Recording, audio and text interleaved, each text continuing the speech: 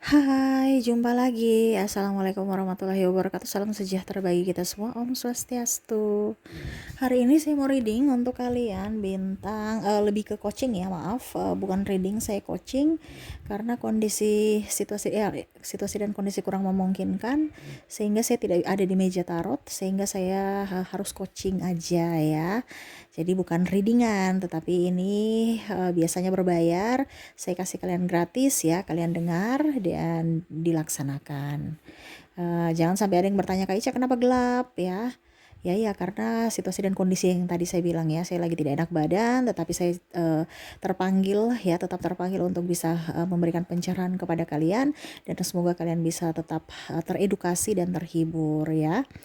Oke, tema kita adalah pengkhianatan, tentang seputaran pengkhianatan ya, yang mana tentang cinta ya, pengkhianatan cinta ataupun apapun ya, dimana kamu sudah, ini entah dengan siapapun, entah dengan pasangan, keluarga ya, yang kamu sudah berharap, kamu sayangi, kamu betul-betul berharap ya, tetapi akhirnya mereka berpaling. Waduh ya, sangat-sangat luar biasa sakit. Bagaimana nanti ya, nanti kita lihat ya energinya.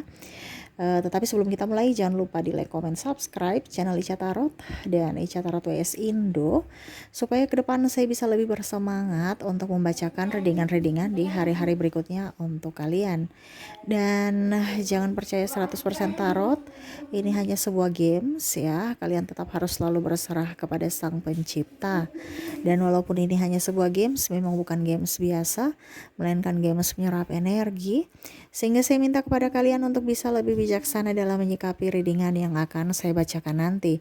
Yang baiknya bisa diambil, buruknya diabaikan aja, dibuang aja, ataupun bisa kamu pakai untuk mengintrospeksi diri kamu, ataupun bisa kamu pakai untuk mencari solusi dari permasalahan yang kamu hadapi. Dan kalaupun kalian ingin personal reading, coaching, dan konsultasi, bisa menghubungi saya. Saya sudah sematkan link WA saya di deskripsi. Bisa menghubungi saya dan itu berbayar. Dan kalaupun juga kalian ingin mendengarkan readingan lainnya, baik karir, keuangan, percintaan, ataupun games-games lainnya, bisa langsung ke playlist. Semua sudah tertera di situ. Tinggal kamu lihat, pilih, dan bisa kalian dengarkan ya.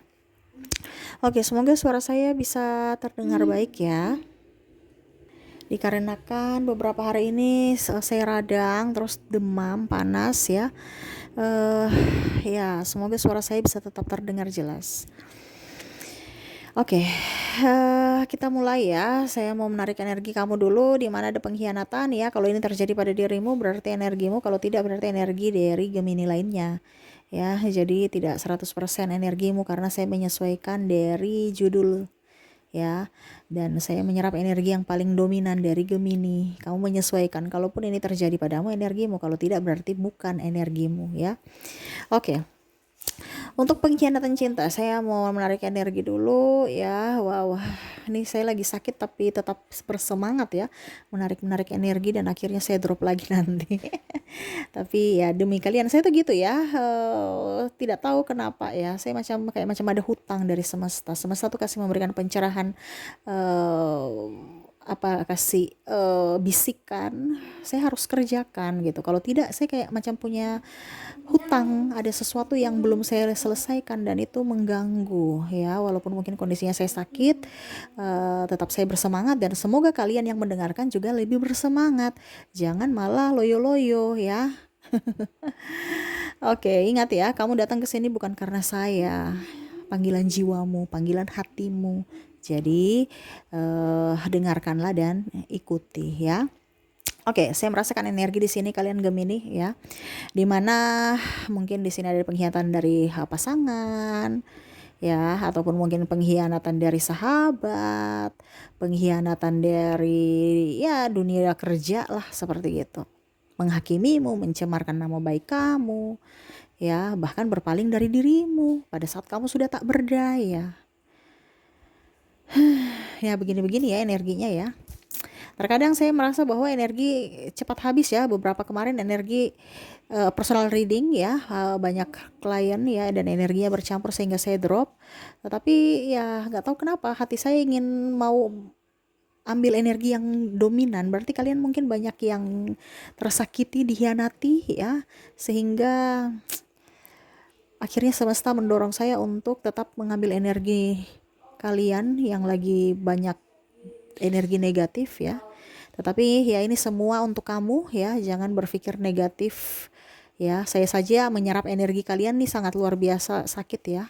Tambah saya lagi sakit, kondisi saya lagi sakit gini ya, tapi tetap saya masih bersemangat. Kamu juga harus bersemangat untuk dirimu sendiri, Gemini.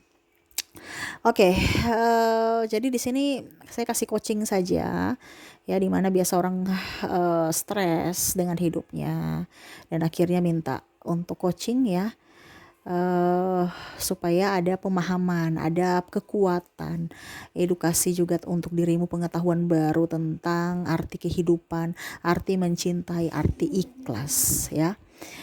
Dimana kalau seandainya kamu kondisinya sekarang dikhianati ya biarkan aja mereka yang mengkhianatimu. Semesta memberikan itu supaya kamu sadar bahwa mereka itu tidak pantas untuk dirimu atau tidak pantas bersamamu.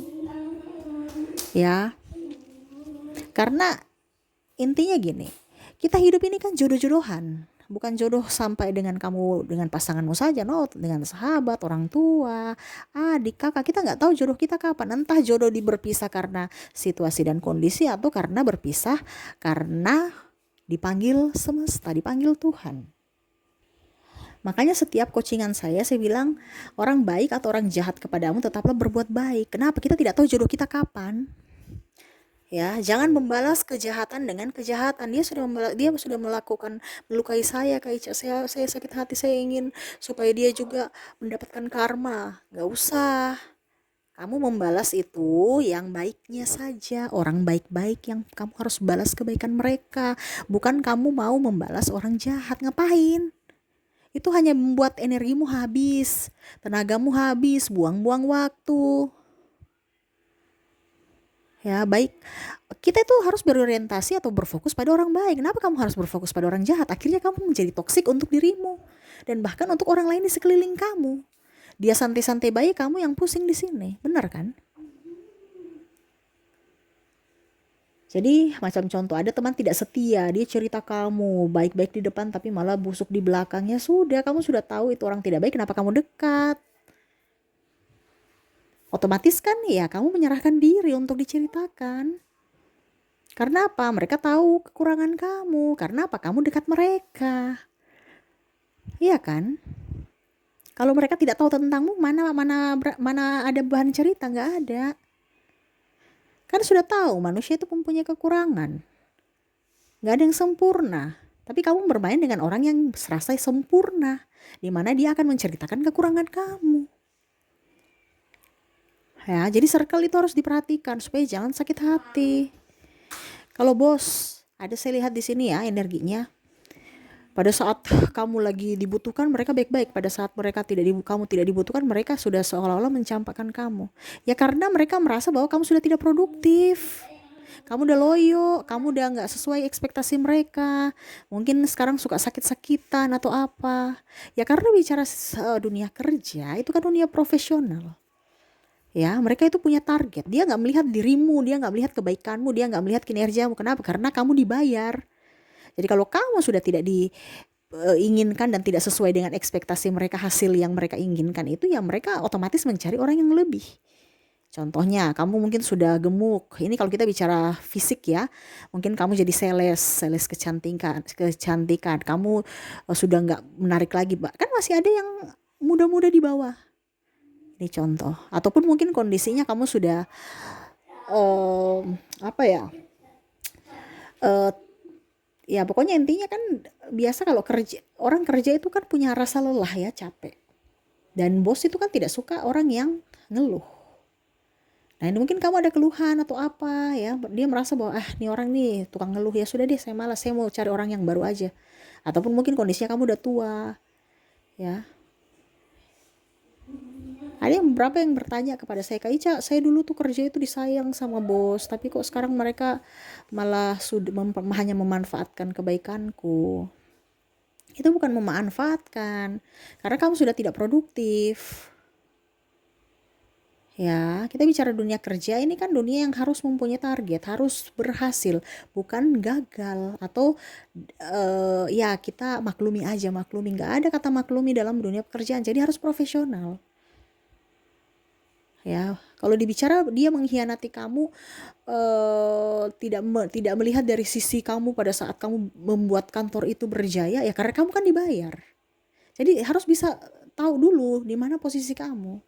Ini ada beberapa yang saya lihat merasa bahwa sekarang saya sudah tidak diperhatikan atau malah saya di resign ya, bukan resign maksudnya malah saya dipecat. Ya. Ya karena kan kamu dibayar, jadi mereka seolah-olah nggak punya hutang, nggak ada hutang budi. Kenapa? Karena kamu dibayar sesuai tupoksimu. Jadi kamu harus terima, itu bukan pengkhianatan. Bukan tidak melihat dari sisi baik atau kacang lupa kulit, no. Tetapi mereka lihat dari produktivitasmu. Kalau ini bicara dunia kerja ya. Jadi kalau kamu mau kerja, carilah pekerjaan yang kamu nyaman. Supaya hasilnya pun up, gitu. Kak, kalau dia mengkhianati saya dalam persahabatan, ya persahabatan karena dia merasa bahwa kamu itu adalah pesaingnya. Teman ini kan kita biasa bilang teman jadi musuh. Iya, karena dia merasa kamu itu pesaing dia. Kalau kamu sahabat dengan dia tetapi dia tidak mempunyai kepentingan di dalam itu, ya santai-santai aja. Tapi kalau seandainya dia punya kepentingan, sahabat bisa jadi musuh. Atau bahkan musuh menjadi sahabat. Kita bicara kepentingan di dalam ini. Iya kan? Kalau dia tidak punya kepentingan, ya dia santai-santai aja. Makanya saya bilang di sini banyak orang yang pagar makan tanaman atau kacang lupa kulit karena kepentingan.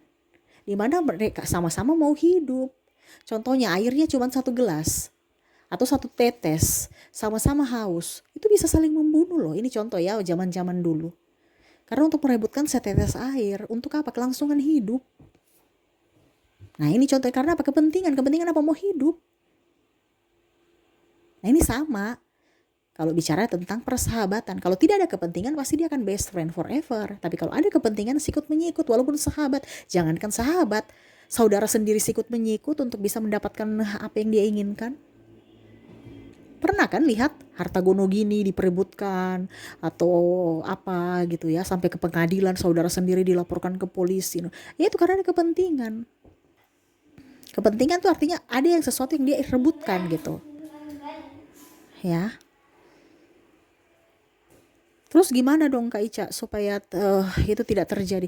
Ya artinya gini, bukan masalah itu tidak terjadi. Semesta mau kasih tahu bahwa ini orang ini tidak baik gitu. Jadi bukan masalah terjadi dan tidak terjadinya. Kalau pun sudah terjadi pada dirimu, berarti semesta mau kasih tahu bahwa ini orang tidak baik. Di mana dia bungkus rapi dalam senyuman, di mana itu senyumannya palsu. Ya, dibungkus dari persahabatan, padahal mau ngekor. Pada saat sudah di tikungan dia nikung lebih kencang dari kamu, dia slip lebih kencang ya, dia gaspol tanpa rem, tinggalkan kamu di belakang. Padahal pertama kamu nuntun kan, kamu yang menuntun dia, tapi pada saat sudah mau di finish, wah dia gaspol tanpa rem ya, kasih meninggalkanmu ya, karena itu makanya kita jangan terlalu baik. Kalau kita terlalu baik, kita dimanfaatkan orang. Bukan saya di sini mengajarkan kamu untuk berbuat jahat ya, tidak. Tetapi logika kita juga itu harus bermain.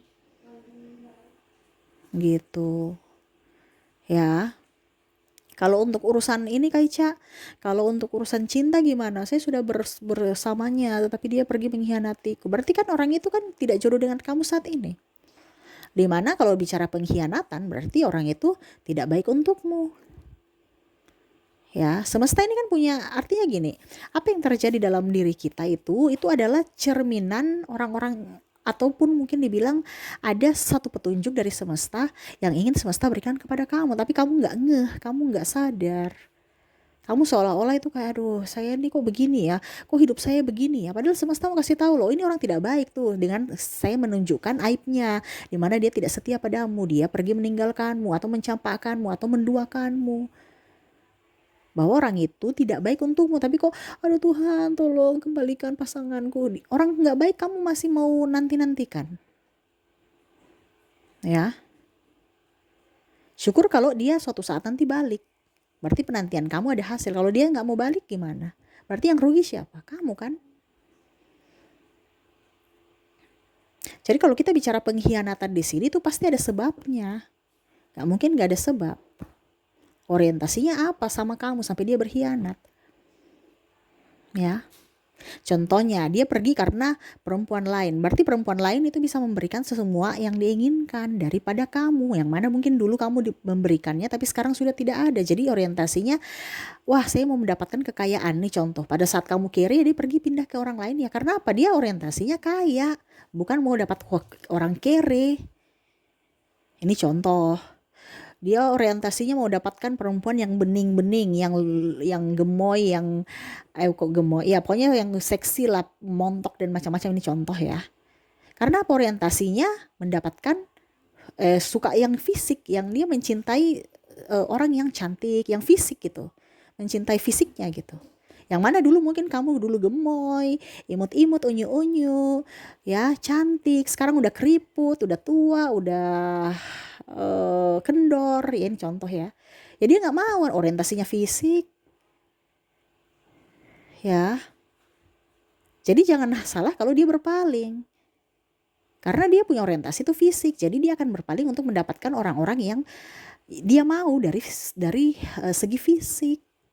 Nah ini makanya semesta itu kasih tahu kamu untuk bisa melihat orang orientasinya apa, mendekati kamu. Ini lebih ke orang yang belum nikah ya.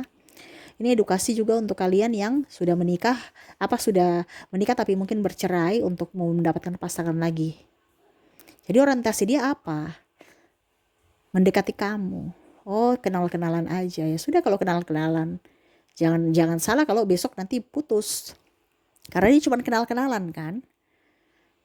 Jadi ada yang kenal-kenalan jadi pacar langsung menangis pada saat putus. Wah itu kan cuma kenalan doang. Kan dia mau pacaran doang sama kamu. Jadi kalau mungkin 2-3 bulan dia udah bosan, dia pergi. Tapi kalau orientasinya dia ingin menikahi kamu, orientasinya memang dia sayang kamu, berarti memang fokusnya ke pernikahan. Tetapi ingat, pada saat dia bicara nikah, kita lihat juga orangnya. Betul-betul dia menikah itu karena ingin menikah saja, status saja, ataukah memang dari diri kita yang dia inginkan gitu. Kalau suatu saat nanti dia cuma menikah karena status ya, karena takut dibilang perawan tua, bujang lapuk, ini contoh ya, apa istilah-istilah. Berarti suatu saat nanti dia menikah dengan kamu itu nggak ada chemistry, cuman karena status.